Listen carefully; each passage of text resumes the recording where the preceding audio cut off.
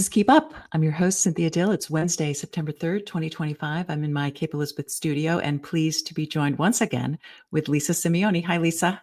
Hi, Cynthia. It seems like this is going to go on forever. This I know. I don't want to get ahead of ourselves, but it just seems like this keeps going on and on. So yes, hi.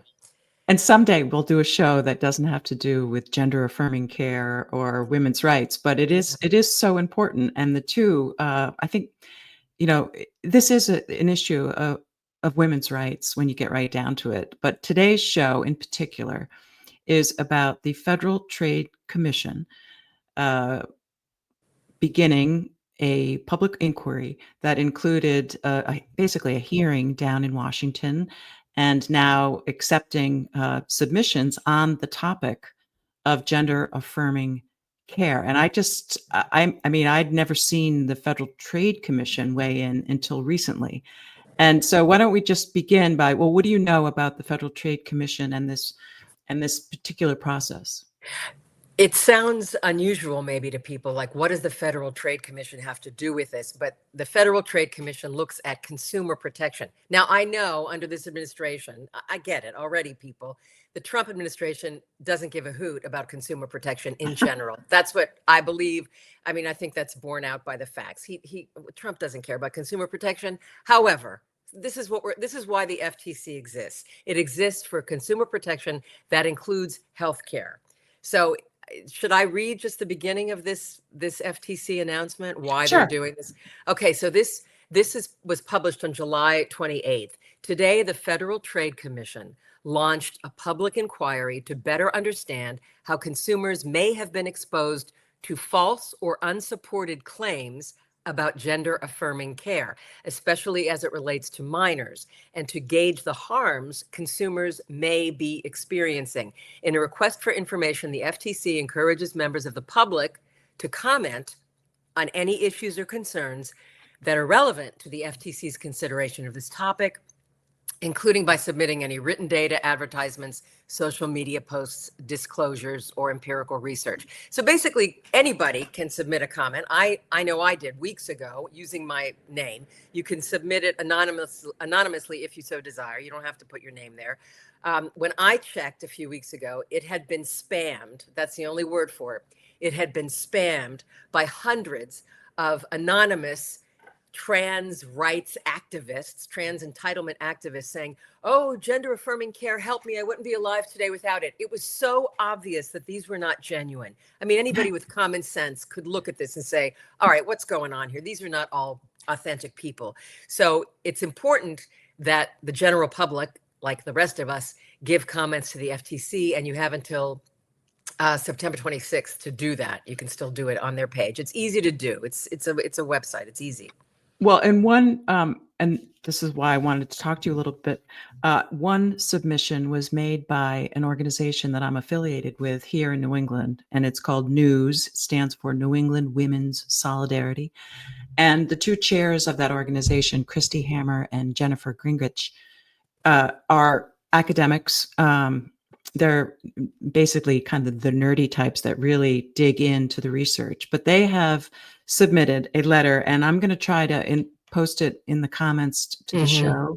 It's also on my Facebook page, but they submitted a letter with statistics that are quite alarming, and again, there's sources for all of their assertions. But I mean, the first one is essentially that, I mean, I'm summarizing, but most of the transgendered people now are kids. And in a kind of surprise reversal, what had been a trend for boys identifying as girls has suddenly become really an epidemic among young girls. And this just breaks my heart, because these kids are subjected to so-called education that is largely promoted by groups like Planned Parenthood, who believe that biology is a myth. And they then have, I think there's a lot of peer pressure and influence, but I sent you the letter. I mean, what was your reaction to the submission? Well, I since you and I have done a lot of research on this, nothing in it was surprising. I think the letter is very straightforward, direct, blunt. short, it's succinct, it hits all the right points, and it's easy for anybody to understand who's perhaps confused about this issue or who still thinks it's a civil rights issue. And what struck me the most was that it used to be autogynephiles, and we need to just quickly explain that. Men who like to dress up in women's clothes because it turns them on sexually. This is a thing. It's a fetish. It's been a thing forever. Okay, keep your fetish in the bedroom. But that's how it started, with men who like to dress up like women and then suddenly claim they're women. That has changed. Now, those guys still exist, obviously, but now most of the quote unquote trans people are children between the ages of 13 and 17, and they're girls. 83% of them are girls who suddenly, they don't like their bodies, or they're going through puberty. They feel they don't like the male attention. They're scared. They're frightened. They don't like their breasts developing or whatever. I mean, getting your Well, period, all of I that. think a lot of it is because trans has become cool. Oh yeah, Like it's it trendy. elevates their social creds when they come out as trans. I had a woman write to me that say her daughter suddenly at age 15, she had a birthday party for her daughter. Like 4 out of the 10 kids that were there, girls, suddenly identified as boys. It was like, Right. It's the cool ridiculous. kids club. It is. It is a trend. It's a social contagion. It's the thing to do. Everybody's doing now. Every time I run into a friend, I swear to God, just yesterday on the street, I ran into somebody I hadn't seen in a few months. And he said, "Oh, yeah, my niece is trans." I said, "Oh, Ted, come on. Your niece is not trans. Your niece is confused. All right. Or else she's infected by social contagion. Don't tell me she's really a boy, because she's not." So everybody, yeah, it's the cool kids thing to do. It's got a lot of social capital. You can gain social capital by saying, "I'm trans." Oh, really? It's like in the old days, it was goth, or however long ago that was. That was, you run around with the black, and that was the thing. But even if you were goth, you weren't trying to change your body. You weren't claiming you were a different sex. You weren't Well, and I claiming. think, and this is what really gets to where the rubber meets the road is, unlike goth, that was a social trend. What's happened here is that there's been the politicalization of medicine, and there has been the medicalization of gender nonconformity. And I mean, I was raised as a kid in a big family, and I was a tomboy. My daughter was a tomboy, and Yeah. rather than go to the doctor, you know, what you did was you learned how to throw a football, and you played with Legos, and you were supported in your gender nonconformity as, it's okay, you're perfect the way you are. Now, these kids, it's suggested to them that, well, the cure for your gender nonconformity is no longer to believe in yourself and to appreciate what you are naturally, but to change it with medicine. And then the medicine we can't rely on, because these groups like the American Medical Association, they are totally politicalized. I mean, they submit letters in support of every democratic cause, and it's just and the thing for women now is there's been this linking of women's rights. If you're for abortion, then the story goes you have to be for this gender affirming care, because all these groups that are pro-abortion are telling you that unless you support gender affirming care for kids, you're a right-wing bigot. Well, I think the term itself, gender affirming care, is grotesque. It's highly problematic, to put it lightly. It is propaganda. It's purely propaganda. It's saying, as you just outlined, you're not okay as you are. And the only way you can be okay as a human being is to pretend to change your sex, and we're going to help you do it. And we're going to give you cross-sex hormones, or we're going to stop your puberty, or we're going to cut your breasts off, whatever it is, these medical procedures. Saying, I refuse to use that term, actually, gender affirming care. I realize that's what's out there, and that's what the FTC is asking about. I will not use that term. Depending on who I'm talking to, I'll either use the term mutilation, or if that's too strong for some audiences, I will say surgical and or chemical alteration of the body. And if you think it's okay to alter children's bodies when they're not old enough to smoke, or I mean legally to smoke or to drink, to buy alcohol, to get tattoos, any number of things, to drive, but they're old enough to say, "Oh yeah, really, I'm the opposite sex because I And really often know without that," their parents' consent. without And their this parents' consent. and the FTC, I mean, like you said, it's the Trump FTC. He fired the 2 Democrats Ugh. who were on the panel. It's highly politically charged.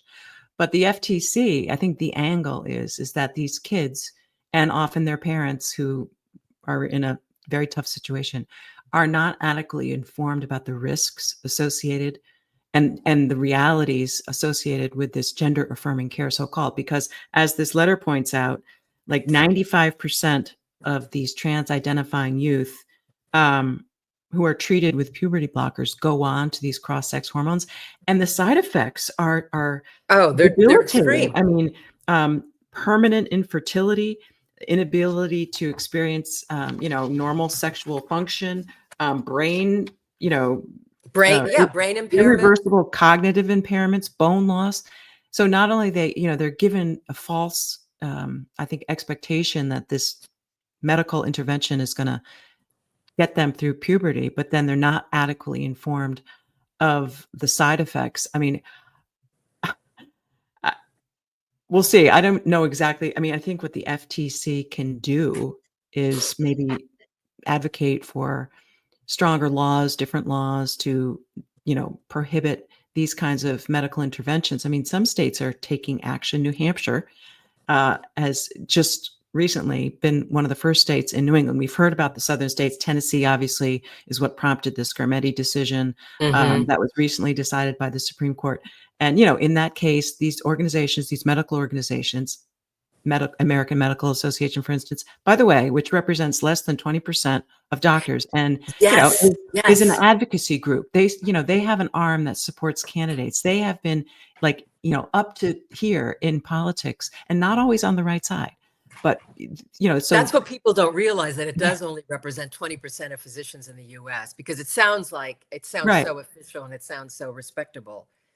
And if you're a hammer, everything looks like a nail. So the Yes. idea that all these medical groups that benefit financially from these kinds of interventions are on board, like uh, it's just going to be left up to the electorate to make decisions about who we support in politics. But in New Hampshire, they have banned gender affirming care for minors and they have prohibited boys from playing on girls' teams. Now that's going to be challenged in the court. There's already a court case going up challenging the sports. And I'm glad and I'm glad, but it's just going to be really interesting to see in the upcoming elections what women are going to do in the ballot box because it's not all about abortion. You know, No, it- it's not. It's and I not. think this issue is particularly meaningful for women because I think there's an innate inclination to protect kids. And I'm sorry, you just can't convince me that amputating a young girl's breasts or pumping these kids with puberty blockers and cross-sex hormones when they're already in a stage of their life that presents a lot of growth and identity. I mean, the identity crisis has been the source of like how many novels? Everybody goes Right. through a journey, and Right. this. So, The problem is with, and we've touched on this right at the very beginning, the problem is it's Trump's FTC. yeah, And as we know, the knee-jerk reaction of Democrats in general, the knee-jerk reaction, certainly of the party, the official line is just oppose, oppose, oppose. If it's Trump's FTC, therefore everything it does is wrong and is against our health and is against our well-being. I don't know how we get beyond that. I don't know how we get through to people, because a lot of what is doing is wrong. And certainly RFK, the lesser RFK Jr., is a freaking lunatic. He's a lunatic. He's harming us. He's harming people. He doesn't know shit about health, about public health. So when you have people like that in charge of any health organization in this administration, of course, Democrats are going to push against it. So that means that even if the FTC comes out with a sensible ruling, the automatic reaction is going to be, I'm against it. I'm against it because it's Trump's FTC. Therefore, it's wrong. well, When, and there's this gross kind of relationship between all these advocacy organizations like GLAD Law, the ACLU, Planned Planned Parenthood, Parenthood. and the Democratic politics, because these organizations raise money and they support candidates, and the candidates in return just sort of knee-jerk support whatever issue that comes along. A talking point from Planned Parenthood is just taken as if it's gospel, and it really bothers me that our tax dollars give a lot of money to some of these groups that then educate our kids about this stuff. Like there was Planned Parenthood actually is the number one educator sex education for kids. Now, I used to think that was a good idea when Yeah. when Planned Parenthood was Right. talking to kids about this is how babies are made, and this is what you should do to prevent, unwanted pregnancies, and this is how you prevent sexually transmitted diseases. Now, the whole curriculum is around, well, maybe, that biology is a myth, that, Mm. it's perfectly okay for you to feel like unnatural in your own body.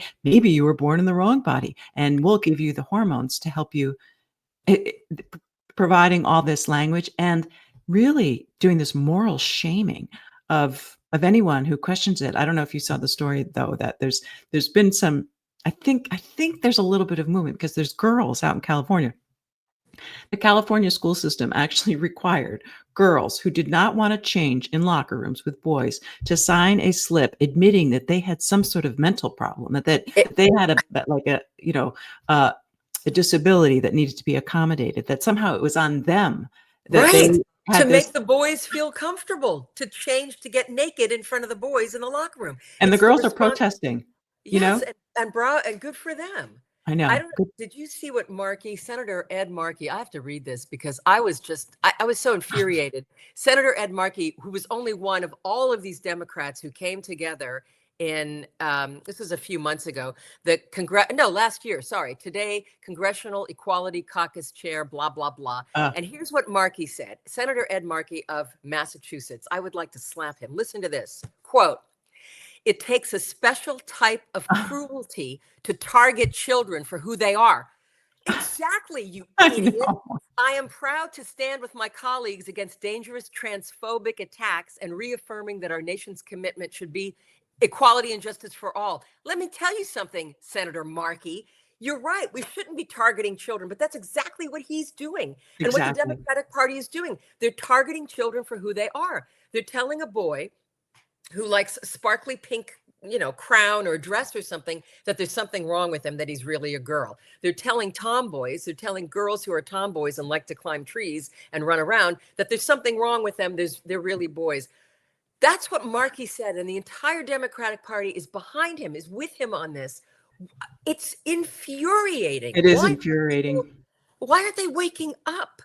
Well, I feel saw it's so funny. I saw that same quote because this Democratic Equality Caucus, I mean, it sounds like a great thing because, and here's the thing, because not so long ago, equality was, attached to gay marriage. And I fully support gay marriage because that's a legal relationship. The law recognizing two consenting adults want to make a commitment to each other to love and take care of each other. Equality. That was what that campaign was about. Somehow that's morphed into this gender affirming care industry. And that's what it is. It's an industry. And all these Democrats are on board. My representative, Shelley Pingree, who I have support. I mean, I helped decorate her office when she ran for Congress. I have voted for her every single time she's been on the ballot. But she signed on to that same brief. She's in that same press release that you just read from Ed Markey's statement, signed on as saying that to deny this gender affirming care to minors is somehow cruel and that you're a bigot if you are opposed to it. And I say, like, why can't, like, when it comes to sports, these boys that identify as girls, gender non-conforming boys, why can't they play on the boys team? Well, exactly. What? Exactly. What's wrong? What's wrong with that? Play on the boys' team. Or even for adults, not for children, but for adults, when it has been suggested that the quote transgender people or people who think they're transgender form a third group and they can all compete against each other. They don't want that. They don't want that because the men want to cheat and beat the women. They can't hack it with their own teammates, men, and so they want to subjugate women. If it's so important, they just want to live and let live and be who they are. Fine, form your own league, the transgender league, or call it whatever you want.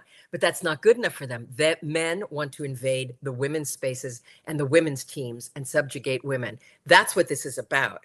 And we in Maine, that's now a right because we passed a gender identity law, and it was with no fanfare whatsoever. There was like 4 special interest groups that testified before the Judiciary Committee, and at the time, the majority leader, who was a Democrat, was also the executive director of Equality Maine, and they are the biggest proponents of gender identity. And gender identity discriminates against women because it allows any man at any time to have the legal right to enter female spaces. And, people say to me, well, it's the law. It's like, yeah, but it's a bad law and we need to Right. change it. And that's why it's a woman's issue because, and now, and people are maybe sick of me harping on it, but right now we have Too bad. an effort to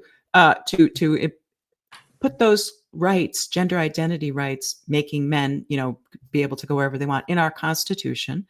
And we've got, these issues coming up all around the country with men demanding to be in women's spaces, boys demanding to be on girls' teams, and with the support of this medical establishment, the medical industrial complex saying that, oh, yeah, this is really good medicine. It's like, no, it's not good medicine. And that's why I'm just getting back to this FTC. I'm Sure. glad that they, of course, there's the machine, like you said, that's going to pump out all these fake This, emails that, the all these spammers. interest groups, they're great at that. They send out the form to their lists and they say, send this email to the FTC now and save children. But Mhm. real people are showing up. And I looked at some of the testimony and it was heartbreaking. I mean, it was inspiring because people were telling their stories and their truth. But like the one young man was just, I mean, it actually made me cry because he's saying, he was so grateful to his father for just pulling him basically by the scruff of his neck out of this ideology and telling him, you're okay the way you are. He's gay. And that's what, Yeah. and that's what this letter from news with a lot of the sources. And I think we've heard this before. Most of the kids who go through this confusion and identify as the other gender, they get through it on the other end with counseling. They don't need Well, the extra medical interventions of drugs, hormones, cross-sex hormones, puberty blockers, and then, the ultimate, I think, malpractice of surgery. well, a lot of them turn out, not all of them, but a lot of them turn out to be gay and they just can't accept that. So fine, let them grow up and become gay or not gay or unconfused. Let them grow up. Here's the other thing, Cynthia, that not just Markey, but all his other Democratic colleagues said in that press release. And this is very insidious because it sounds so great on the surface. These decisions should be made by medical practitioners and their families. The families and their medical providers. The government has no business getting involved. Now that sounds great. It does sound great because I don't want the government getting involved in my relationship with my doctors, right? So immediately people are going to say, yeah, that's true. The government should stay out of this. The problem is we do have laws that prevent unethical practices, that prohibit unethical practices for a reason. If we didn't have those laws, then anybody could just go and do all kinds of crackpot medical procedures on people. We have laws against that. Not that they're always obeyed, but we have laws because society has an interest in protecting its citizens, in protecting the society at large. And So especially kids. and especially children, exactly, especially children. But this is what these Democrats are saying. They're claiming that it's all about a private decision between you and your provider. And once that is put out there, then people automatically pile on and say, yes, yes, the government should not be making these laws. And if my kid or his kid or my neighbor's kid wants to get these procedures done, they should be allowed to do it. No, it's unethical. It is, you mentioned industry. People are making a lot of money off of this, these so-called gender clinics. They're making money. There's money to be made here. This is an industry. This is not just plastic surgeons, although they're already making a lot of money. But if you're prescribing these blockers, who's paying for that? Taxpayers. We're paying. Shouldn't people care about that? The taxpayers are paying for these obscene, grotesque procedures and for puberty blockers and cross-sex hormones. We're paying for that. I would think that the Democrats would care about that. I would think so too. And in the case of Maine, just to keep, coming back to my home state, that what you just read, it says that this should be, the government should not be involved. It should be between the patient and his or her physician. Well, in Maine, the patient is a kid. I Right. just don't see how a child can give informed consent about a medical procedure when half of the public, I mean, what information are they being given? They're being given information that's provided by supporters of this political medicalization of gender nonconformity. Like I'm all natural trans. It's we got to support these kids in getting to adulthood with the least amount of medical and pharmaceutical drugs is Pharmaceutical possible. intervention. Yeah. Yeah. I wonder though, Jamie Reed said this. I don't know if she said it only recently or I'm just finding out about it recently. We should say Jamie Reed was a medical provider, a nurse at a gender clinic in Missouri, in St. Louis, and she blew the whistle. She was all gung ho for these procedures and this so-called care, gender affirming care, for 5 years before she started to see the terrible effects, the dangerous, destructive effects on children.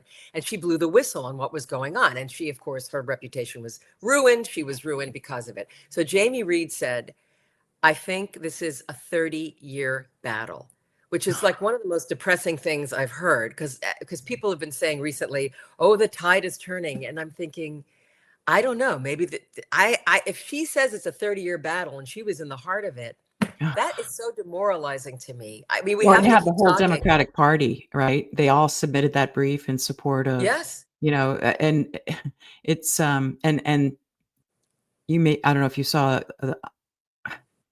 a comedian from England Yeah, was Graham well, Linehan. Graham yeah, he Linehan. was arrested He was for arrested making jokes on Twitter on Twitter. about. Well, the UK has no, that's a whole other subject. The UK does not have free speech anymore. People are literally being arrested for tweets, for blog posts, for private texts that are made public, for raising a flag, for holding a sign at a demonstration like pro That women. contained truthful statements about Truthful statement. biology. Right. They're getting arrested. And Graham Linehan, an Irishman who moved to Arizona, moved from London to Arizona years ago because he was hounded out of his job and his reputation was ruined. He went back for this court proceeding and he was arrested when he got off the airplane at Heathrow for a tweet he had made. And who brought these charges? Trans activists, so-called trans people, men who like to dress up in women's clothes and are kind of psychotic. And he was actually brought and detained in a jail cell at Heathrow. So we have some First Amendment protections in the U.S., but I wonder how long those are going to last when I Yeah, see this because happening. you are. I mean, I'm constantly the object of like harassment by so-called trans activists, and a lot of them are, trans identified men, Fake identifying as women. women. But there's also just a lot of ordinary men who are bullies who've just lobbed onto this issue Yeah, because they're misogynists, right. and the militant left who can't have a independent thought for their life, just think, oh well, if Planned Parenthood's for it, I'm for it. If the Democrats are for it, I'm for it. And this is why the Democratic Party, in my view, is at the lowest level ever, and why the midterms, while they should be a coast to victory given the chaos of the Trump administration, I'm personally, I'm reluctant to support my candidate who I have voted for every single time she's been on the ballot because of this issue. It just blows Hmm. my mind. It just blows my mind that they have just twisted this and harm children. They're harming our kids. They're discriminating against women and girls, and they're doing it with such self-righteousness. It's like, Yeah. You're getting harassed. What kind of harassment are you getting? I mean, I know you're much more out in the public about this. I have a public Facebook page and I post a lot of stuff about this, and it's usually factually sourced information with my opinion. And there's just the other night, this guy like, oh, it's always the same. I'm a transphobe. I'm filled with hate. Oh yeah, hate Um, filled, the bigots. Yeah, yeah, yeah, yeah. it's just, you're right wing. You've Oh lost your yes. soul. It, it It's their everything that I'm playbook. not, like I have a Yes. lifetime record of supporting women, of supporting kids, of being, having an informed opinion about the positions that I take politically, having an open mind. And this issue, it's like, I'm sorry, the Democrats have it wrong. Planned Parenthood has it wrong. It's disgusting to me that Planned Parenthood is advocating so strongly for it to receive federal funding when it uses that funding to propagate this, this education to kids, all this nonsense verbiage about like, maybe you were assigned, Assigned. That's my that favorite. assigned your gender at Assignment. birth, like Yeah. as if there's some choice, you come out of the womb and the doctor's like, "Oh, I think I'm going to assign you girl and I'm going to assign you boy." It's like, no, Right. there's an observation. There's a medical Right. observation that you are born a boy or a girl, and society should support these children in being their true selves. This is what a trans activist said to me on Facebook the other night, who's not trans, but he's a bully. He said, "Well, the reason why I'm a trans activist is because I believe everybody should have the right to be their, true selves." It's like, yeah, their true selves. I mean, isn't your true self like Who without you are? drugs It's and like, surgery? why should you have to cut off your breast to be your true self? This is nuts. This stuff is nuts. I'm so glad that there are groups like New England Women's Solidarity who take the time to do the work to print the sources. I mean, I don't know if you read every single one of the I footnotes. did. I Oh, did good read for every you. footnote. I love footnotes. I Yes, read I do most read of every them. footnote. Yeah, these are reputable sources, and if people still don't believe it, they can go to those sources themselves and look at them and examine them and analyze and decide whether they think they're reputable or not. So if they don't want to just believe this great letter, this succinct, beautiful letter, they can look at the medical sources and scientific sources and see. One of the things that surprised me about some of the sources is that there actually have been a lot of studies done, but when the study concludes that, guess what, gender affirming care doesn't really help kids, they withhold the study for political Well, reasons. Well, we I mean, know that was the US did that. We know that Rachel, so-called Rachel, I don't know what his real name is. He pretends he's a woman. So assistant secretary for Health and Human Services, when he withheld that, he suppressed that information that this kind of so-called care actually harms people, harms children. He suppressed that. He suppressed it. He was in the not the yeah. Obama, listen to me, the Biden administration. He was in the Biden administration. Yeah. So this information is being withheld from Americans. But again, they're not going to believe us. The Democrats, Democratic voters are not going to believe us. Oh, I'm sure that wasn't suppressed. I'm sure that wasn't withheld. You're just making that up. You're a right winger. It's all the usual bullshit that they come out Well, with. what I'm going to do to sort of I'm going to try to post this letter on our show, but Yes, what I'm also going to do is I'm going to encourage the legislators in Maine to, we have gender affirming care is a legal right with abortion and funded by taxpayers. I'm going to suggest legislation that is being circulated and sponsored in other states to make detransition care a medical right. I absolutely. mean, this is something, because Absolutely. if Democrats can't get on board with that, then that really says something to me. Because if you have a child who has been duped into taking drugs or, God forbid, having a surgery, and then desists or whatever the Yeah, desists. Yeah, wants to goes back to. detransition, Mhm. they should get the support, the same support that led them down that path, the same government funding, the same insurance, the same medical industry. They should have a similar right to get off that path and go towards wholeness. I mean, as I've said, I am not I don't think transgender people should be discriminated against in employment or housing. I think every adult should have the right to express whatever they want when it comes to their gender identity. But what I'm opposed to is gender affirming care for kids because it's voodoo science and it harms kids. And I'm opposed to gender identity laws because it gives men special rights. I mean, a boy who goes on the girls' team, they're not playing with their identity. They're not throwing the ball using their gender identity. They're using their male Body. bodies that come with testosterone, bigger lungs, bigger heart. These are just scientific facts. So, gender identity laws harm and discriminate against women and girls, and gender affirming care harms kids. And so I think as constituents and as taxpayers, as voters, as people, as humans, as parents, as women, we can support legislators who are going to support detransition care. We can oppose gender identity laws. We can write to the FTC. And I think, you and I, thankfully, have thick skin and we can talk about these things and take it when people lob on all this hate. But we have to encourage people, like, speak up, speak your truth. I think people do need to speak up. And I understand that some people are in a position where they feel that they can't because they've been so cowed by this craziness. So I sympathize with them. I get it. But there are many people, many more people like us who can speak up and who better be speaking up instead of going to cocktail parties and just nodding nicely when somebody starts talking about his or her trans relative. No, no, we have to speak up. It's important. I hope you can link to the FTC's page too, so people can see how to submit their comments. Yeah, that's it. Yes, I'll definitely do that. And if it is, if you go to www.ftc.gov, and I think if you search for this public inquiry on gender affirming care for minors, it should come up. Yeah. And there's a lot of good information. You can actually watch the public hearing that took place, and you can submit your comments. You know, I think, unfortunately, like you said, the fact that Trump is involved might turn a lot of people off. But we also need to get to the bottom. It really bothers me that all of these medical associations, all these medical societies have gotten so politicalized. Like they just, the AMA.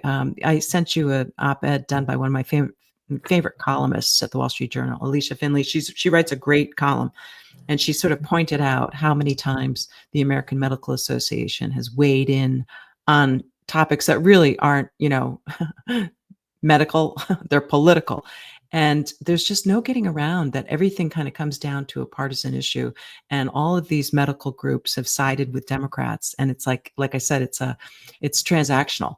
I mean, they have political action committees, they support candidates, then the candidates support them. And, as I said earlier, if you're a hammer, everything looks like a nail. These medical industrial complex people make money off these procedures. They're convinced that every problem is probably best solved with either drugs or surgery, right? I mean, there are just, and I'm just not that, I'm not a believer. I'm a skeptic when it comes to the use of drugs for a lot of things. I mean, and surgery, of course, mastectomies. When it comes to breast cancer, that's It's a serious thing. And that's why having these girls getting their breasts cut off is how you can call that care is nuts. it's really crazy. It's terrible. And it's destructive. It's just destructive. That's the bottom What did you line. say in your letter to the FTC, if you can recall? It's like all the usual, it's all the stuff that I've said to you many times and I've said on other podcasts and I've been writing on Substack how damaging this is.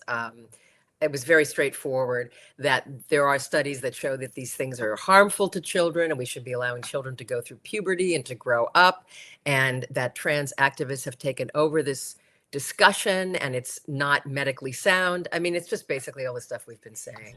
So I think, and like I said, the medicalization of gender nonconformity has to be something we keep talking about. Like tomboys, Tommy girls, like let kids yeah. express their gender nonconformity in a way that's natural and doesn't harm them, that allows them to be their true self and supports them to be gender nonconforming. I mean, a lot of nonconforming gender is like, that's the story of my life. I wore men's clothes for a long time. I mean, it's just, but I, thank God it wasn't, Well, you didn't pretend you were a man just because you were. I mean, it's like Right. Georges Sand, the French writer Georges Sand, wore men's clothes. She never pretended she was a man. David Bowie. Sorry, I say Bowie because Bowie, Maryland exists. David Bowie was always playing around with androgyny. He never pretended he was a woman. What is this shit? What is going on?